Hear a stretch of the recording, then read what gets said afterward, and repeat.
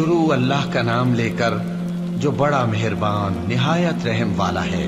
حامیم، اس کتاب روشن کی قسم کہ ہم نے اس کو ایک مبارک رات میں نازل فرمایا، ہم تو خبردار کرنے والے ہیں۔ اسی رات میں تمام حکمت کے کام فیصل کیے جاتے ہیں، یعنی ہمارے ہاں سے حکم ہو کر بے شک ہم ہی فرشتوں کو بھیجتے ہیں۔ یہ تمہارے پروردگار کی رحمت ہے، وہی تو سننے والا ہے، جاننے والا ہے۔ آسمانوں اور زمین اور جو کچھ ان دونوں میں ہے سب کا مالک، بشرطے کہ تم لوگ یقین کرنے والے ہو۔ اس کے سوا کوئی معبود نہیں، وہی زندگی دیتا ہے اور وہی موت دیتا ہے، وہی تمہارا اور تمہارے پہلے باپ دادوں کا پروردگار ہے۔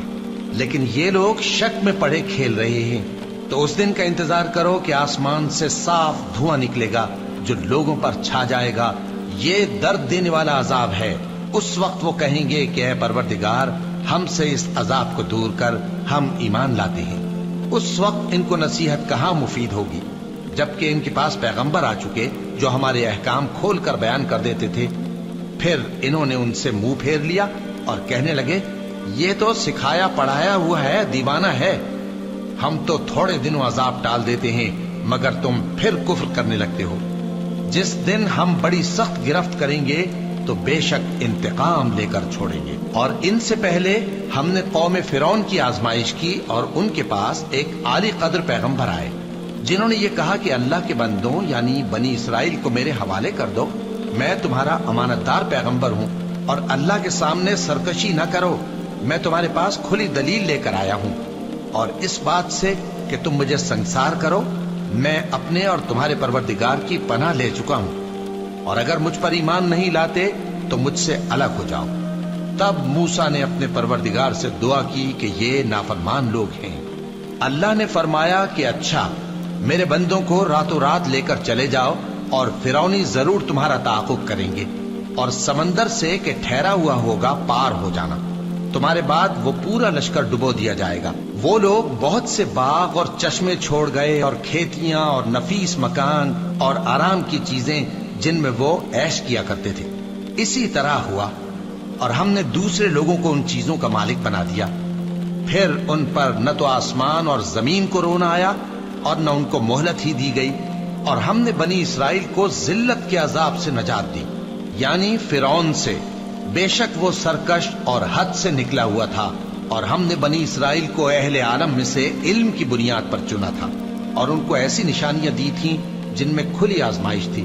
یہ لوگ یہ کہتے ہیں کہ ہمیں صرف پہلی دفعہ یعنی ایک بار مرنا ہے اور پھر اٹھنا نہیں، بس اگر تم سچے ہو تو ہمارے باپ دادا کو زندہ کر لا۔ بھلا یہ اچھے ہیں یا تبا کی قوم اور وہ لوگ جو ان سے پہلے ہو چکے ہیں؟ ہم نے ان سب کو ہلاک کر دیا، بے شک وہ گناہگار تھے۔ اور ہم نے آسمانوں اور زمین کو اور جو کچھ ان میں ہے اس کو کھیل کے لیے نہیں بنایا، ان کو ہم نے تدبیر سے پیدا کیا ہے، لیکن اکثر لوگ نہیں جانتے۔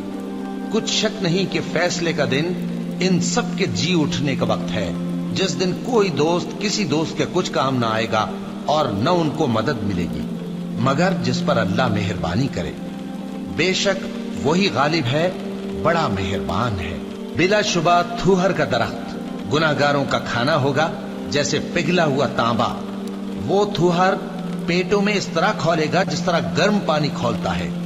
حکم دیا جائے گا کہ اس کو پکڑ لو اور کھینچتے ہوئے دوزخ کے بیچوں بیچ لے جاؤ، پھر اس کے سر پر کھولتا ہوا پانی اونڈیل دو کہ عذاب پر عذاب ہو۔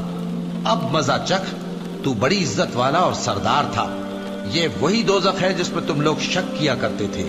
بے شک پرہیزگار لوگ چین کے مقام میں ہوں گے، یعنی باغوں اور چشموں میں باریک اور دبیز ریشم کا لباس پہن کر ایک دوسرے کے سامنے بیٹھے ہوں گے۔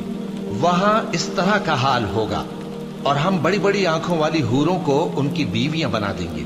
وہاں امن و اطمینان سے ہر قسم کے میوے منگائیں گے اور کھائیں گے، اور پہلی دفعہ کے مرنے کے علاوہ موت کا مزہ پھر نہیں چکھیں گے، اور اللہ ان کو دوزخ کے عذاب سے بچا لے گا۔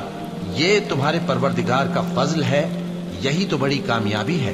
ہم نے اس قرآن کو تمہاری زبان میں آسان کر دیا ہے تاکہ یہ لوگ نصیحت حاصل کریں۔ بس تم بھی انتظار کرو، یہ بھی انتظار کر رہے ہیں۔